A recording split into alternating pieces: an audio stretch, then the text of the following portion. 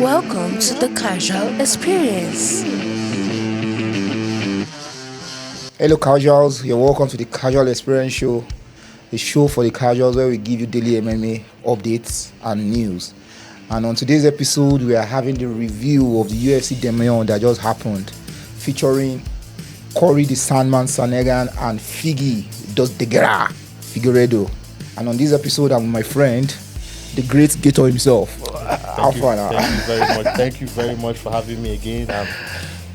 It was an exciting card, so yeah. Once I got the call, I knew. From where did you start watching it? The main card? I started watching. Yeah, the main card from Santiago and Rodriguez. Yeah. Dogfight. That's the word for that fight. That was a dogfight. How about Stevens and Jeremy Stevens and Marcos? Well, I just felt like that fight was always going to end in a decision.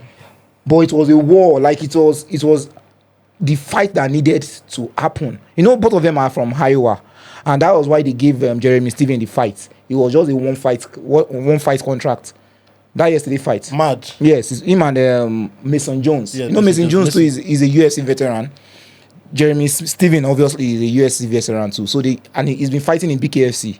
And them coming back to Iowa must have been very big. Must have been very big for them. They were throwing bombs at each other. It was just an all-out war. Yes, but me watching that fight, my decision on that whole fight was, from somebody that didn't know the two fighters. Yeah, it didn't feel as personal as Rodriguez and Santiago. Pozinibio Abi, D-Rod. Yes. Yeah, in fact. Well, the fight, the way it was playing out initially, I picked D-Rod to win because I felt that he had the more dog in him, and Santiago had wear and tear, a lot of wear and tear on him. That's why it was a dog fight. Yeah. For me to first of all, when someone put it up on our platform yesterday night, I was like, no, now I jumped up. As I was starting, I was like, it felt personal. Yes. Seeing them, like, especially in that third round. Yeah. I had watched the second round, except from the middle of the second round. I was watching, I was like, okay, this is probably going to end in a decision. Yeah. But then that third round, they came out swinging. Like, yes. That was when I was now awake. I was like, yes, this is why this is why I'm a UFC fan. This is why I'm awake now. But for me, if it had gone to a decision, I felt Pozinibio would have edged it. But yes, but the punch that got him knocked out. Did you feel he hesitated?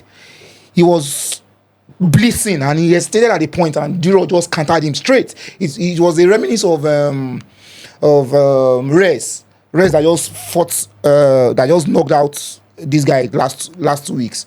He just countered him and just knocked him out, which was. But then when I was watching that fight, like I said, when the third round started, I saw how Rodriguez came in. Yeah. And then D-Rod, know that for me, the first two rounds went to him. Yeah. And because he controlled the fight, I felt like he was tired. Yes. Because during that blitz you're talking about now, that's when Santiago now started body, left hook, he now pushed him back and I gave him that. But throughout, before they got to that point, I was like, no, the guy in the blue shorts. I didn't know what it was. I was like, no, the guy in the blue shorts definitely had more fights in him. Yeah. And then no, but I feel like that fight was a fight where somebody wanted to climb desperately. Yes. Somebody wanted to just add the inner. Yeah. Somebody wanted. They need and for you to be Rodriguez that will climb like that. Yeah.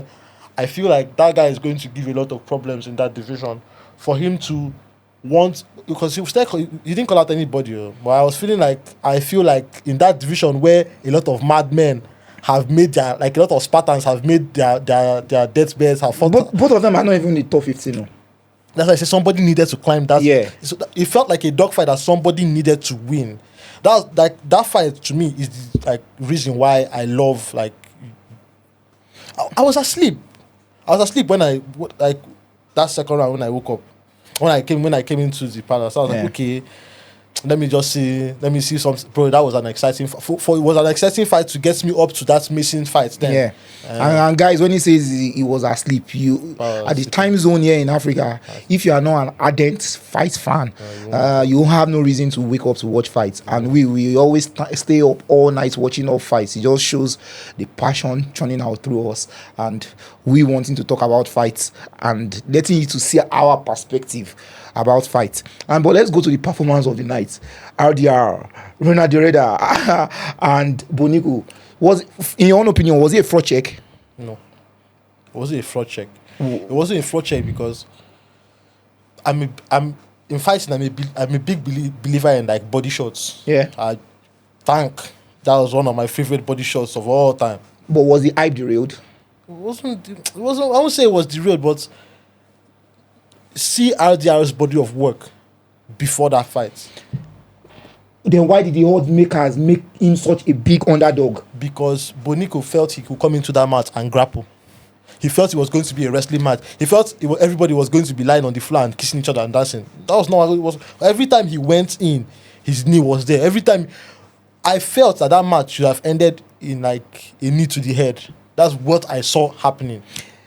Because every time he went in and he checked that, he went to that knee. It didn't start occurring to me that those were body shots until much later in the fight when I started seeing him throwing his hands to the body. Then, when at a point he was pushing him away from his body, trying to set up a proper knee. Yeah, bro. Those knees to the livers are things that will stop anybody on a regular day. So seeing Bo Nickal, he made the adjustments. Like those knees were made. The adjustment was made within the fight. Yeah. Those body shots, the adjustments were made within the fight. So I felt like Bo Nickal should have said, okay, if I keep trying to take him down and his knees are still there, let's throw hands. Yeah. It would have been much better because we've not seen him throw hands like that if you check. His striking is not even up to par. This is what I saw watching the fight. When they call out fighters, when they're in their dressing room and they are doing that light sparring into the cameras. When I saw RDR, even the way he was throwing his punch was sharper. Like he came in vicious. And when Michael Bisping interviewed him during the week, he was particularly talking about the body shots. And for the all accolades that Bo Nickal has, which he definitely has, he has the wrestling pedigree. Everyone knows that. But I felt for most fans underestimated the all-round MMA game of RDR. That guy is a two-time one champion. I don't know why people don't know that. In fact, the only top skilled fighter that has beaten him is 2 losses. Is to Anatoly towards the end. Yes, towards the end of it. So for me, it's a two-way thing. Bo Nickal could either come back and be a better. Having realized that striking is and this MMA game is more than me just wrestling. See him trying to jump a gilly. He took RDR down, and he was trying to jump a gilly on him, which was amateur. A big an amateur move. Amateur at best. Why don't you just stand on him? Stay on him. Stay on him, and just keep throwing elbow, or even just drain down the round. The second round, when he went back to his corner, I heard his corner saying, don't do that again. Like, don't try submitting or anything. Don't try standing with him. Just take him down and throw elbows. Okay, I have a question now. Now think of the fight going in the way where that second round starts, and Bo Nickal is just patient enough to wear down RDR. Not with takedowns. Do you see how effective Sandhagen's kicks were? Those leg kicks. Yeah. He kept on. He just do something to make your opponents uncomfortable. But the differences between them is how their forward movement pressure was giving Bo Nickal problems. Those knees. He was just moving. No, when he kept pressuring him, all he wanted to do was initiate grappling, in my opinion. He wanted to clinch. He was clinching because he knows he's a superior grappler. Now the thing is about somebody like RDR. I was watching highlights this morning of him he has very good clinch work. Yeah, and anytime he's in the clinch with you, he's always going. He was even trying to take Bo Nickal down. Do you know? He was trying to trip him. Anytime he's in the clinch with you, he would try. His game of being in that clinch with you is not to just stay there and hold you till you get tired. He wants to wear down your body, which is those knees were vicious. For someone of Bo Nickal's pedigree that has gone to the highest of perseverance, he went down. He couldn't. Yes, now he couldn't take it again. He couldn't take it anymore. In fact, before the last knee that hurt him, you could hear the commentator saying, Bo is hot, because every time he was covering up his body, he started covering up his body. RDR started peppering him with face shots, not heavy ones, but disturbing ones. But whenever he covered his face, the body was there again. So the thing I noticed about RDR is he still maintained a level of not even viciousness, but fight IQ. I think that's what I'm looking for. That goes along. To know that Bo is going to want to wrestle with me this first round. Yeah. He's going to try and take me down. Yeah. Don't go down. Even if I go down. He took him down once. He now said, even if I go down, he should not keep me down for long enough for you to be able to say, okay, he has scored this point, he has started taking my back. But every time he held him down, he was up. But for RDR now, he has a pond of potential fights. That's not it. That's what I was about to say. That's just upcoming top 15. No. Yeah, he before this fight he was 13. So imagine all the fights. No, I feel like that division is mad people. Now look, I want to call out mad people. I want to call out the people that are in his weight class. He's 13, right? See the people above him. Paul Acosta, Brendan Allen, Brendan Allen, Marvin Vettori, Anthony Fluffy Hernandez, Roman Dodelize. I feel every of those fights, he called out Sean Strickland, who is number one, because he said, "Is this the best wrestler, American wrestler you guys have?" Sean Strickland cannot. He's saying now, I want to face the best American striker that you have, who honestly is Strickland. In that weight class is the top American striker. But in every one of these, I feel he beats them, except from Fluffy. They shouldn't give him Fluffy. But I still feel like Strickland. I don't feel like Strickland is a top striker. No offense. He can say what he wants to say. He can talk his talk any day. But so who do you think RDR fights? Who do you think they give him? The leads. The Zabi, Roman Zabi. I feel that's a good matchup because both of them are grappler. Jared Cannonier is kind of aging. He's number 7 though. But I feel his intention is to fight higher up. And he's seen that Hamzat Chimaev is number 3. Imavov is number 1. He doesn't want Israel because Israel now is going to be he wants Strickland. I guess he's a smart guy for him to call out Strickland, but Dodelize is a good matchup in my opinion. Dodelize it's not that he's all round. He's not as all round as RDR, but he's much better than Bo Nickal in that grappling. I feel, in my perspective, he's much better than Bo Nickal in that grappling perspective. Yeah. And I want to see somebody that would pressure RDR the same way RDR pressures people. Yeah. That would make fun exciting. That's why I'm going for Dodelize. Because the person that I feel when you're talking about that is Fluffy Hernandez, and I don't want them because Fluffy has a way of just messing up people. That guy is to spoil the RDR fight train now. He's a unicorn on his own. But for Bo Nickal, I feel so sorry for him because I feel the UFC puts too much weight on him right from the Contender series. Fanboy. I feel what they were doing to him is similar to what they are doing to Paddy Pimblett. It's just that Paddy Pimblett has he's improving in his striking. Obviously you know that he has that BJJ, you know he has that grappling. But all I saw of Bo Nickal is just his wrestling pedigree. His striking isn't up there. Even his BJJ isn't up there because even the guillotine he was trying to pull on out there wasn't top notch. And I just feel if for all the hype that they've put on him, if he has that mentality that they say he has, he should just go and hone his striking skill and just come back as a better fighter. Everybody that the UFC has ever crested, something happened to them, or think of it. Except from Conor McGregor. Something happened to him. Khabib happened to him. No, that was in the latter end. No, we're talking about the prime.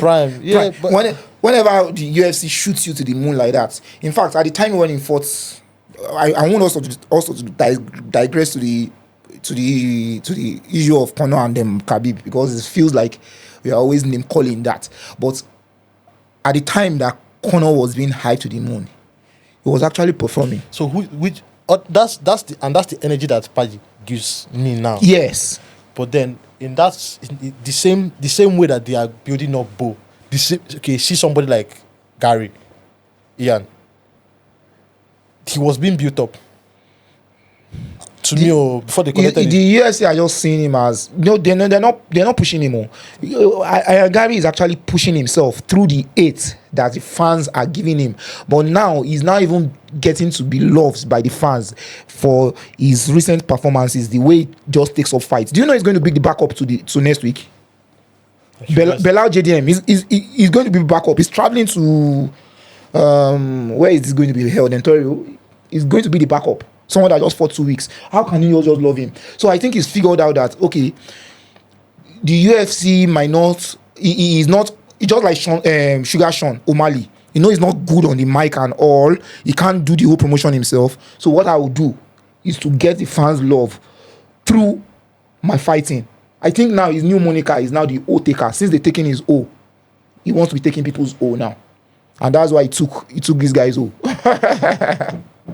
But Bo Nickal is. I think I felt so sorry for him. He's going to have a wild time recovering from this. Yes, because for me, I feel like there's still too much. Like striking wise, the gap with him and every other striker in that division is so wide. It's too wide. It's too wide. So what do you think he works on now more? He's striking. Yes, since he has the wrestling there. But if now that's a good question. Now. Or learning how to take down people that have takedown defenses. No, he should go and strike, because no matter how that it takes more energy to wrestle. But can in MMA world, can you teach an old dog a new trick? What Potan? Oh, but Potan just developed takedown defense, and that's because he's been training with Glover. But then, if Potan can do that kind of, I believe. Me as a fighter, I don't believe you can tell me what I can learn and what I cannot learn. Yeah. But if I know that this striking is going to limit me from that, and it's too obvious. It's too obvious that his striking is limiting. But Potan use is brilliant and excellent striking in his era. Because even the most of the people that he faced when wrestlers or people that would decisively want to take him down. Now, even when he faced somebody like Ankalaev, he still held his own. Yeah, I agree with you. Well, Bo Nickal, personally, I like him because he seems to be a decent man outside the ring, outside the octagon. Nobody cares about any of that, bro. Yeah, I know I do. But there are many fans that do. I'm the kind of casual fan that I go into their family history. Apart from their trajectory, how would that help with the fights? It makes you not help with the fights. Okay, it makes you fan love. Yeah, it makes you have a thing for the fighter. Okay, well, I'm not a fan of being able to sell yourself and sell your fight. He's not good in mic. He's not good on the mic, and obviously. I'm not a particular fan of wrestling, but I'm a fan of himself, his person. Like just the way the Deiveson in the Khabib culture and the way the reason why we know that is because they are house there. Yeah. There are a lot of people, see like Brandon Moreno. Nice guys. Yeah, exactly. Nice guys. So nice guys. You get what I mean? That's why I said like I feel sorry for him. But now, depending on his kind of mentality and the kind of person and the kind of people he has around him, that's the most important thing. The kind of people he has around him, they either build him to be better now, or just mar his MMA career, because he's still early in his MMA. So he lost now. I don't think takes anything off him. Doesn't take anything. Yeah, and for our main event of the evening. Cory Sandhagen. That injury. Yeah. That injury. That exchange. I called a finish. I didn't just know how the finish was going to come. I said he was going to submit him. To me, I didn't feel like it was a finish. I feel like that injury. It wasn't an injury. They were locking legs. Can't you see in the first leg that Figgy was trying to lock his leg? His legs bent in a very focused. In the figure 4. That's painful. Get out. Do you know who Cory trains with? Who? He trains with Ryan Hall. But then what is Ryan Hall's favorite finishing in UFC too? Leg locks and what's this role that Imanani roll? Is it Imanani roll? There's this roll. He rolls and Imanani rolls. I'm not sure if I'm calling it correctly, but it's something Imanani roll where he rolls and catches your legs. He's finished a couple of opponents. I felt like the point when he wasn't going to, Figgy wasn't going to quit though, but when he popped, like he was already screaming. If that leg hadn't popped, he had him in the leg lock and he was ground and pounding him. Did you see? He was punching his face like that fight would have. After that was like his knee had popped. You know they were rolling. They were rolling in the leg lock, and then Cory now was trying to get up and climb on top of him. That was when his leg popped. This same point that you said was what Michael Bisping was saying when he was interviewing Cory, and Cory was telling him that it wasn't a mistake. That those moves and those sequences were intentional. That if you are not good with the locks and you meet yourself in a, he called it a 50-50. I'm sure the fighters I'm watching and the skilled fighters among that are watching will know what I'm saying. I don't know anything about it. It's what I hear and what I see. He called it a 50-50. And when they were commentating, they called it like a figure 4 or something. You could see that the leg did a 4. Yes, bro. He was applying pressure on it.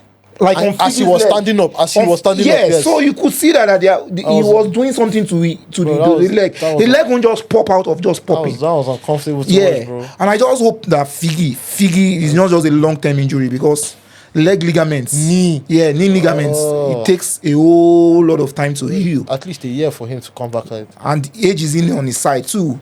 And for the kind of weight he's caught when he was in flyweight, I mean, he's had a couple of wear and tear. But even in the preview, I was always saying it, that give volume.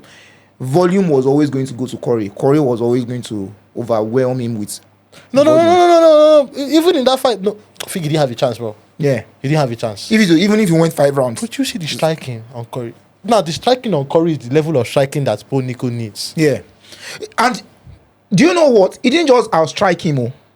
He outstruck him and he outgrappled him. Like it was just a dominant. It was just a dominant victory. Now, yesterday was what I tell people about. Like you see leg kicks, using proper leg kicks. No matter what Figgy did, his leg was there.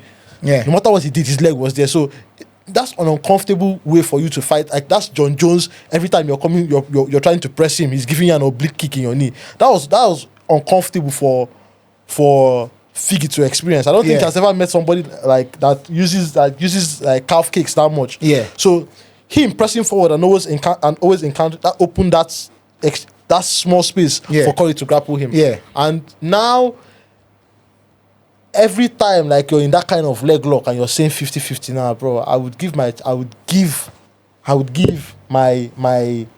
accolades to anybody that trains with Ryan Hall, because your leg will go now. But Cory, I think he called for the belt.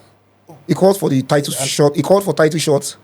I feel like he should keep quiet. You should not say it when Uma is hearing him before our show, before we started recording. That's what we were arguing. Yeah, so and in my own opinion too, it's either one or two. It's either they give him 1 or they give him number 2. Number 2 being Sean Strickland, who will be Sean O'Malley. Sean O'Malley. The upcoming fight between Merab and Sean O'Malley, the general populace agrees that Merab is just going to do the same thing to him again. Sugar Sean, if you ever watch this, try. Just put small effort this time around. Small efforts. Not put small effort. He asked his father to be in his corner. Did you see the video? How does that change anything? But once they don't lock that cage, now me and you dey inside there. No, side. Every fighter just always wants to look for a psychological. That's not an Abuna map. But it does. Let me give you an example. Okay. Let me give you an example. Did you watch the boxing fight that happened last week between Chris Eubank Jr. and Conor Ben Jr.? No. 35 years after their father fought. Okay, this was what happened. Eubank Jr. and Conor Ben Jr. They have an animosity, the same animosity their father had 35 years ago. Chris Eubank Sr. and Nigel Benn fought 35 years ago, and Chris Eubank won, and they've always hated themselves. Now the sons are fighting too, and they don't like themselves too. But the one difference there was that Chris Eubank Senior is not in good terms with his son. Nigel was with his son all through the fight camp, and all while the preparation of the fight was going on, the main topic was, will Chris Eubank Senior be at his son's side for the fight? Nobody knew, because they've not talked in years. And on the day of the fight, when they opened the car door, guess who came out? Chris Eubank Senior and his son walking out to the ring. Do you know, the camera panned to Conor Ben and his father. You could see the dejection in them, and you could see Eubank Jr. just, like his father is here. In fact, after the fight, when they were asking his father just said, my son is not an emotional person, but he just sent me a message, Dad, you are here. He's such a powerful thing. So I feel every fighter outside the cage, they're always trying to look for a psychological edge. Exactly, because then. Why do you think Khabib retired? No, but that's what I'm trying to say. If is in Khabib's case, his father trained with him. Yeah. His father was everything that they understood. So, and when his father died, it's different from when you're looking at your legend. That means there's a psychological loss. Yes, a psychological loss. Yes, and I still feel like in his case, he felt the responsibility had shifted. Yeah, and his mom didn't want him to fight when their father wasn't there. I don't even think I was there. I just feel like, for me now, I feel like my father is not here, and it's left for me to, because his father has an amazing, look at the camp. That's why I'm still of the opinion, like, if Sandhagen feels like he's going to fight anybody, he should shut up and fight Umar again. Please, let me see if all his talk, because bro, he looked perfect. When I mean, very few, I talk about flow state a lot. Very few fighters find that flow state. People I saw that came out yesterday and then came out with the intention to fight passionately, fight and represent that brand of what you're doing, bro. That Rodriguez guy came out. He knew that he had lost the 2 rounds. Yeah. I said, okay, Santiago, if you come out, just find one nice uppercut and just drop him, piece up, let this thing end. Yeah. But he knew he had lost the fight, and he knew that this fight had to end in a bang. Yeah. So a lot of fighters like that, bro, are the reason why, the excitement. Well, as a fan and as a person that likes matchups, like doing my own kind of matchups and predictions, I feel the best available matchup in the top 5 for Cory right now, even though he wants the title shot, should be him and Sean O'Malley. The reason why I say that, him and Sean O'Malley, while doing my permutation, I believe Sean, as much as I love him and like him, is going to lose again to Merab. And just stylistically, him and Cory Sandhagen will be a good and doper fight than him and Umar. Well, that's striking. Yeah, because of his striking. Yes, both of them are just decided. Cory might want to do something different, but the striking alone is going to make an amazing fight. And Umar, just because Merab won Umar the first time, you can never always say that he's going to win him the second time again. That's how good their fight is going to be. But if you say Umar and Cory again, I can tell you assuredly, I don't know what Cory is going to do differently against Umar. Yeah. So stylistically, I just feel, well, let's see what happens. But next week we have our pay-per-view 3:15. That's when we have our watch parties. 3:15, and he's going to be featuring Belal, remember the name Mohammed, and JDM, Jack Della Madalena. They're going to be fighting in the Center Bell in Canada, and it's going to be such a whoopers of a card. Valentino Shevchenko is fighting Manon Fiore, that the French lady. Yeah, that's a good fight. Bullets is fighting. That's and an OG is going to be fighting too. Jose Aldo is on the card. He's going to be fighting Zahabi. Grasso is going to be fighting Natalia. Benoit Saint-Denis is going to be fighting Joel Alvarez. It's going to be a great time. Yeah, and for some news, some MMA news, did you hear that the UFC offered Aman Sayuken? They offered him Gamrot to fight, and he refused. They offered him to fight Gamrot in Abu Dhabi, and he refused. 9 minutes. No, he's lost to Gamrot now. He's lost to Gamrot. They felt that maybe he might want to just retake that loss, but his own point is that the UFC are disrespecting him because he's number 1. Regardless of whether they fought and he's lost before, Gamrot is number 10. He said he's not even asking for the title shot because he knows he messed up against Islam when he was supposed to fight. But why give him number 10 when you could give him that? Just give me any fighter, but not give me number 10. Like, what does number 10 do to me? And he refused to take the fight. He said he doesn't fight for money, which obviously you know that because he's a wealthy guy. He comes from a wealthy, his own kind of person doesn't fight for money. In fact, he fought yesterday. He fought in karate fighter FC. There is a promotion for a karate fighter. He fought yesterday there, and he won one of Khabib's boys. Yeah, and he was just like he sees it as a disrespect that he's not even asking for the title shot now again. But give me a fight. Why number 10? Okay, so who does he feel like he wants to fight? He could in the lightweight. That's a choke card though. He could give him Charles Oliveira, Justin Gaethje, bro, Dustin Danuka. And he's even saying someone that why should he even fight someone that is coming from a loss? Gamrot is just coming from a loss. Okay. Why don't they give him a Danuka? Danuka is number 6. He is number 1. Danuka. They could give him Oliveira. He's fought Charles now. He's fought Charles and he won Charles. When Charles had a deep guillotine that he refused to tap off. Bro, so if you beat, bro, no, Danuka is not exciting for me. That was just his opinion. And that news I saw that intrigued me was John Jones. John Jones you saw it now, he showed his wall of accolades. He has a wall in his room where he has put pictures of, just the way our studio is, where we put pictures of memorable incidents. He has a wall in his room where he has put pictures of his accolades and particular happenings or memorable incidents in his life. And do you know what was left? It was just one space left. He said the story is not over. Just one space left. What do you think the story is? Undefeated. Between him and Thomas Pinal. Yeah, John Jones is just a dog teaser. Okay, but if he beats Aspinall now, what else? Then he's undeniably the greatest of all time. Somebody else will come.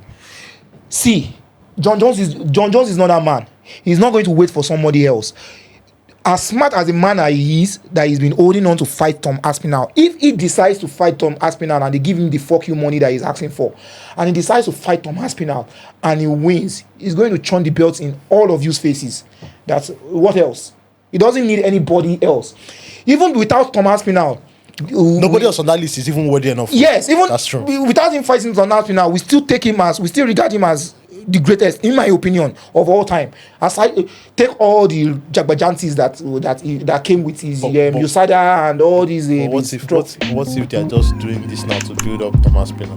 Well, the UFC have said they will go all out to get the fight, happening, and I believe when they are determined to do that, they are. Has Thomas Pinner ever thought about standing across from the cage with John Jones? Yes, he's been saying it. There's nothing that cannot happen. Does he understand the implications of that kind of fight? It's still a fight. Just the same way you said, like, what difference does Sean O'Malley's father?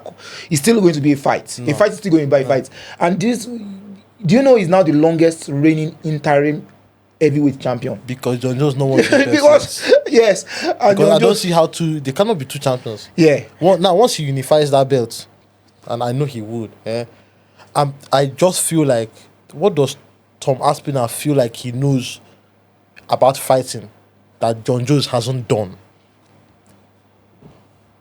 But you will say there is a but there. What's what? Tom Aspinall is younger, he's faster. He might not have the IQ of John Jones, but he does have IQ. Okay. And John Jones is a studier of the game. John Jones studies everyone and his opponent as if he's studying for an exam. He doesn't have anything to study on Tom Aspinall, and that's what Tom Aspinall said is giving John Jones headache. That's why he's not taking the fight, because there is no tape to study on him. He finishes all his fights within 60 seconds. There's nothing to study on. Okay, if you finish John Jones in 60 seconds. Let John Jones accept the fight now. Okay. John Jones has all the cards. Why hasn't he accepted the fight? But that's not it. I feel John Jones is going to fight him. He's going to fight him. He's just going to take his time. Because all the cards is in John Jones' hands right now. All the cards in his hand, and he's going to play with it as he wishes. Do you remember when Sandhagen was shouting up and down? Who? Sandhagen. Do you remember when he was shouting up and down? Yeah. He was carrying his shoulder. He said, I will beat Ngannou. I will flush him out. I'm talking of Ngannou. Did you hear what happened this week? Huh? He was on a motorbike. He was driving a motorcycle and he hit a 17-year-old girl that passed away. Yeah, and he stood with their family, with her family all through. He was even the one that rushed her to the hospital, but unfortunately the girl lost her life. And Ngannou came out with a statement that was like, well, he did all he could. Yeah, it was just an unfortunate circumstance that just the law will still do is to take his course. So yeah, and we'll be having our review of our 315 this week. Guys, tune in and watch out for our review. And also, obviously, when it's pay-per-view, we always have our watch parties where we gather as fight lovers to watch fights, which is going to be an exciting time. Guys, I thank you for watching. Thank you for subscribing. But whenever you watch, please kindly subscribe. I know you guys watch, and just like, subscribe, comment. It has flavor to what we do. And thank you for your time. Thank you for taking so much time out to come here. And guys, it's a wrap here. Welcome to the casual experience.